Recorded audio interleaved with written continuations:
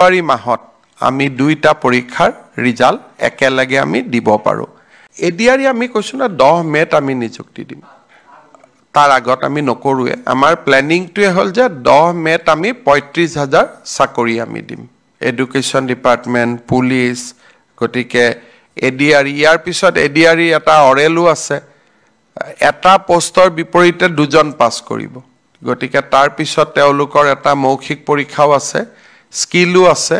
গতিকে গোটেই প্ৰক্ৰিয়াটো কৰোঁতে কৰোঁতে আমি 10 মেলৈকে লৈ যাব খুজিছোঁ, যাতে 10 মেত গভৰ্ণমেণ্টৰ 4ৰ্থ বছৰ হওঁতে আমি 30-35,000 আৰু চাকৰি দিব পাৰোঁ।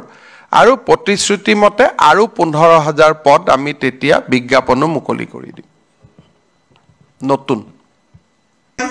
মই ক'ত যাম আজিলৈকে কোনো মানুহে এড্ৰেছ নাজানিছিল, আৰু অফিচাৰৰ ৰুমৰ বাহিৰত গৈ তেওঁলোকে বহি থাকে।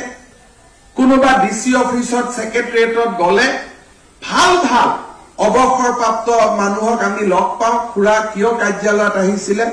বোলে মই এইখন কাগজ বিচাৰি আহিছিলো, হোৱা নাই কাৰণে বাৰে বাৰে আহি থাকিবলগীয়া হৈছিল। ডিচিজন ভিতৰত আছে, ৰুমত বহি। তেওঁ হ'ল ৰাইজৰ সেৱক, সেৱকজন ভিতৰত আছে এয়াৰ কণ্ডিশ্যন ৰুমত, আৰু যাৰ কৰ কাটালেৰে আমি দৰমহা লৈ আছো তেওঁ বাৰেণ্ডাত ঘূৰি আছে। ডাইলেমা অফ পাব্লিক চাৰ্ভিচ, যে যাৰ টকা পইচা দি মই দৰমহা লৈ আছো, মোৰ পৰিয়াল চলাই আছো, মই ৰুমৰ ভিতৰত বহি আছো, আৰু মোক যোনে দৰমহা দিছে তেওঁ বাহিৰত থিয় হৈ আছে। আৰু কিয় থিয় হৈ আছে? বোলে মোৰ ল'ৰাটোক চাকৰি এটা দিব লাগে, তেওঁ থিয় হৈ থাকিব। মোৰ ল'ৰাটোক ট্ৰান্সফাৰ কৰি দিব লাগে, তেওঁ থিয় হৈ থাকিব। কিন্তু মই কিয় থিয় হৈ আছো? যে মোৰ পেঞ্চনৰ ক্লেইমটো আজি এমাহ ধৰি হোৱা নাই, 6 মাহ ধৰি হোৱা নাই, যিটো মোৰ প্ৰাপ্য।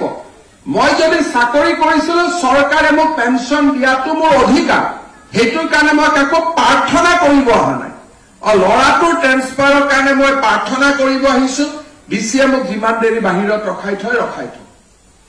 মোৰ ল'ৰাটোক চাকৰি দিব লাগে, মই প্ৰাৰ্থনা কৰিব আহিছো, মোক যিমান দিন ৰখাই থয়। কিন্তু যিটো মোৰ অধিকাৰ, ইমান দিন চাকৰি কৰিলো, এতিয়া পেঞ্চনটো মোৰ অধিকাৰ, অধিকাৰটোৰ কাৰণে মই কিয় বাহিৰত ৰখি থাকিম?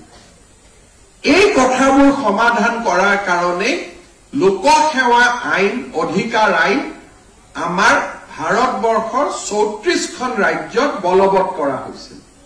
কিন্তু বলবৎ কৰা হলেও মানুহে ক'ত যাব নাজানাৰ কাৰণে এই আইনখন এখন কাগজৰ বাঘত পৰিণত হৈছিল, আৰু আইনখনৰ বিষয়ে মানুহে জনা নাছিল বা আইনখনৰ